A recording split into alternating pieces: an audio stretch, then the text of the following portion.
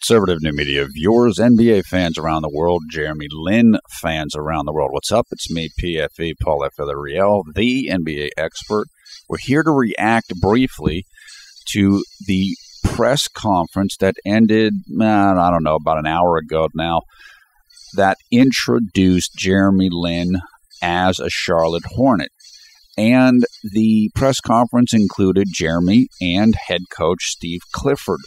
Now, what I just want to say here is that this looks like a really good match between the player, the coach, and the organization. I don't want to get into too many specifics. I just don't have time to do it right now. But you could see that Jeremy felt very convinced with what Charlotte had told him, and that he felt comfortable. And one of the reasons why he feels comfortable is because an assistant coach for the Charlotte Hornets used to be an assistant coach with the Golden State Warriors when Jeremy was there several years ago, and that coach is Stephen Silas. And so I'm very sure that Jeremy Lin talked to Stephen Silas about Charlotte, and that Stephen Silas talked to Charlotte and Steve Clifford and Rich Cho, the GM, about Jeremy Lin. So the mesh here, the synchronization looks really good.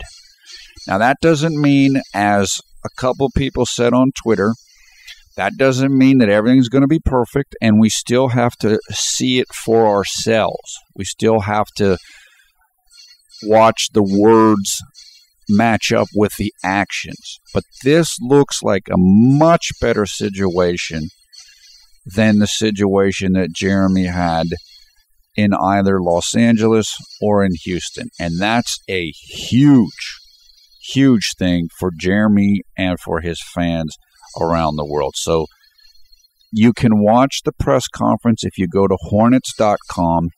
It's a sub-site of NBA.com. They have the video there, and you can watch it for yourself. It's about, 20 minutes long or so.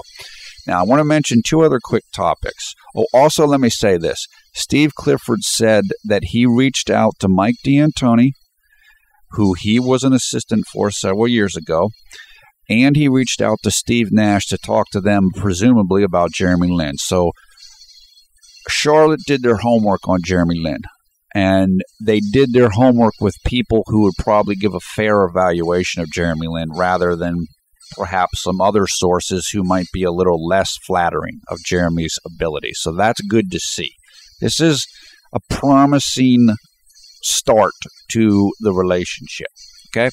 Now, there's two other quick things I wanted to hit on. Number one is Jeremy's contract, and number two is the second unit of Charlotte, or what it looks like the second unit is going to be, and how Jeremy fits into that. First of all, the great news for Jeremy, well, actually, I should say for Jeremy's fans. I mean, Jeremy obviously already knew this. Jeremy's contract is a 2-year deal, but it's really a 1-year deal, because it's 1 year that he's there, and then the second year is a player option, meaning that it's up to Jeremy whether or not he wants to stay there.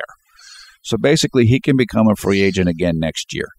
The reason why that's key is if he wants to go try to start somewhere, he can do that. And he can make a whole bunch of money next year because the salary cap is going to jump up $20 million, basically. So this Team Lin really got the job done here, and credit to Charlotte, they made that deal. They allowed Jeremy Lin to do that contract. So that's very good news, and a lot of people were waiting to hear about that, and we did hear about it, and it is indeed 1 year with the second year as a player option. Finally, the second unit of Charlotte, what it looks like the second unit is going to be is Jeremy Lin, point guard, Jeremy Lamb, shooting guard, possibly Marvin Williams as the small forward, Frank Kaminsky, the rookie, as a power forward, and Spencer Hawes as the center. This lineup should work very well for Jeremy Lin, and there's a couple of reasons for that. Number one, he's going to be running the show for that lineup. It's going to rely heavily on him. It's going to rely on him to make plays, and it's going to rely on him to score points. Jeremy Lamb can make plays also, but he can't make them as well as Jeremy Lin can. And Jeremy Lin is a bit more experienced than Jeremy Lamb is. So what I'm telling you is Jeremy Lin is going to be the sixth man of this team, or he should be. That's what it looks like, and he's going to have a big role on this team. And secondly, the second unit for the Hornets, both of the big men, Spencer Hawes and Frank Kaminsky, both of them can shoot from the outside.